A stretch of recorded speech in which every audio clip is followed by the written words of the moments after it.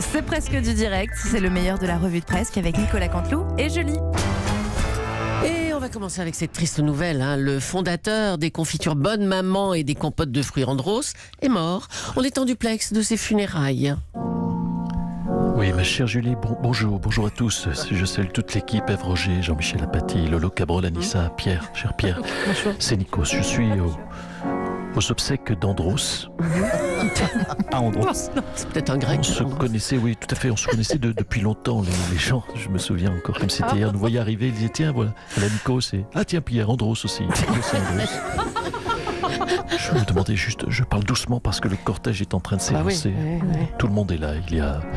Il y a Bonne Maman qui est en larmes. Papy Brossard est venu aussi avec Mamie Nova. Merci grand-mère. Oui, mais grand-mère est là et elle nous sert à l'instant du café, croyez-moi. Bon café. Grand-mère, tout à fait. Pierre le sait, grand-mère sait faire du bon café. Ne pétez pas les vannes avant, Pierre, s'il vous plaît. Merci. Pierre, Nikos, j'aurais jamais fait ça.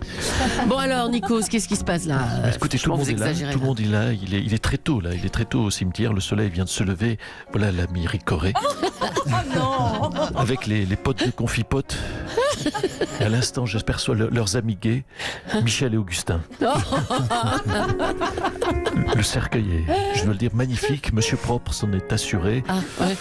On a un peu chaud dans l'église. Heureusement, il y a Findus. Une cérémonie très émouvante, ma chère Julie. Oui, ça s'entend. C'est quoi? Vous avez compris, la vache qui rit qui ce matin n'a pas le cœur à rire.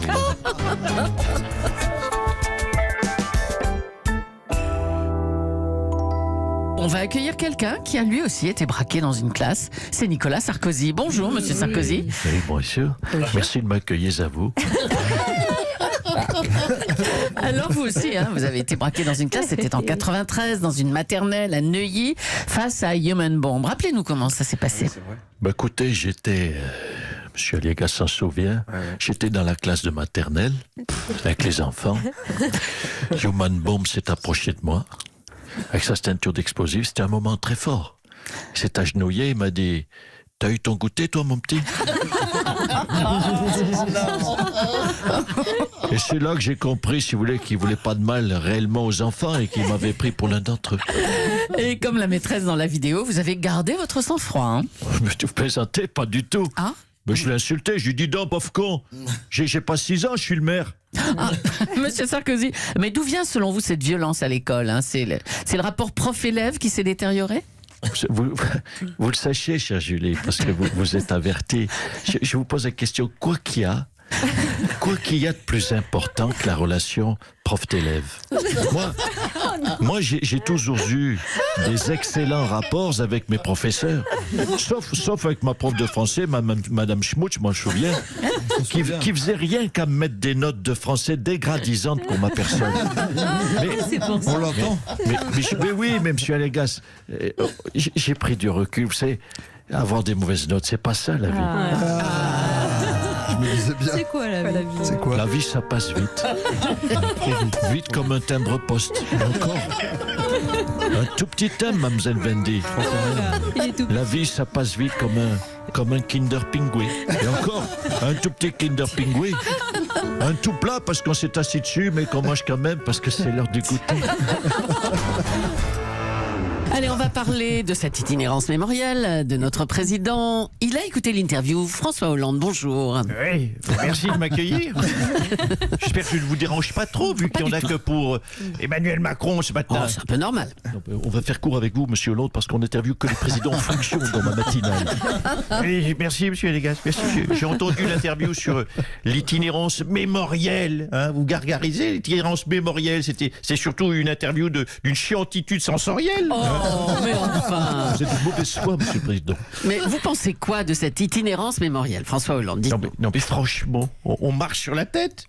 Le gars fait une tournée pour rencontrer la France d'en bas, les petites gens, soi-disant, les gens simples, les gens de peu. Et comment il appelle ça? Une itinérance mémorielle.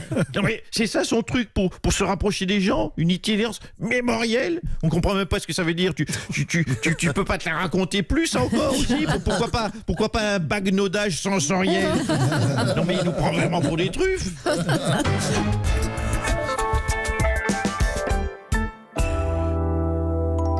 Autre chose, la justice belge a demandé à l'ancien roi des Belges, Albert II, de se soumettre à un test de paternité. Il a 84 ans. Stéphane Bern, un commentaire peut-être? non, c'est un test de paternité. Non, c'est un crime d'à-lèse majesté. À l'aise, Vu son âge, pas vieux. Non, je suis contre. Et puis, comment on fait un test de paternité à un petit vieux de 84 ans? Je n'ose imaginer, on ne va quand même pas placer Pépère dans une treilleuse électrique. Un peu de respect pour la monarchie, le cœur va lâcher pendant l'examen. Oh, arrête. Ouais, bonjour, c'est Jean Lassalle. Jean Lassalle. Bonjour, Pierre Perret, que j'apprécie. Il chante le terroir, il chante la nature, il chante les chansons paillardes.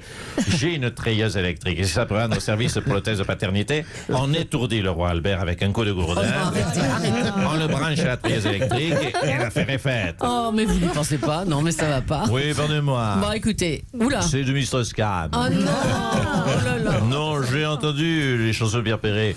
Il ne faut pas toujours ouvrir la cage aux oiseaux, ça peut attirer des emmerdes. Mais c'est pas possible. Bon, on peut être sérieux à nouveau. Stéphane Bern, est-ce que vous êtes contre cette décision de justice alors Oui, pour le roi des Belges? Mais c'est ridicule. Et puis, à quel âge a cette gamine? Bah, elle a 50 ans, la Oh gamine. non, mais non, vous voyez, c'est totalement idiot. Découvrir qu'on n'est papa d'une petite fille, c'est mignon, mais papa d'une vieille de 50 ans. Arrêtez pour les vieilles, là. Hein. Ils vont quand même pas lui faire de la balançoire ou l'emmener faire des tours de manège. En tout cas, conclusion de cette affaire, qu'il soit de Monaco ou de Belgique, le Albert est très fertile. Hein. Il a la semence baladeuse, la semence baroudeuse. Ça ferait une bonne chanson paillarde pour Pierrot. Ah bah tiens. Allez, on va revenir sur les scores des européennes avec un analyste politique, Daniel Cohn-Bendit. Hey, bonjour Thomas. Salut les autres. Alors, Dani, votre analyse. Connard, collard. T'es pas Gilbert Collard, t'es Gilbert Connard. T'es même pas Gilbert, t'es Gilles Merde, collard. Oh là là, Voilà. calmez-vous, Dani. On veut Ben juste ouais. votre analyse. On va pas recommencer ce que vous avez fait sur le plateau de télé l'autre soir. Mais quelle analyse? Il n'y a plus d'analyse possible en politique. Aujourd'hui, c'est n'importe quoi.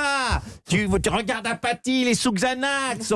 On te dit, il va y avoir... Mais ouais, ça devient n'importe quoi. Tu peux plus analyser. On te dit, il va y avoir une abstention record. Il y a une participation massive. Les sondages sont aux fraises. Yannick Jadot est 3e. Yannick Jadot, c'est n'importe quoi. Faut dire les choses. La droite à 8%.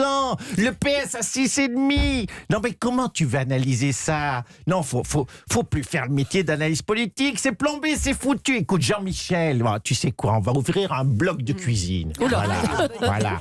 Ça, il y a de l'avenir. Tout le monde bouffe. On surbouffe. Il y a bien une recette que tu sais faire. Il paraît que tu fais un bourguignon de toute beauté. Eh ben, on attend que ça. Allez, merci. Merci, Dani.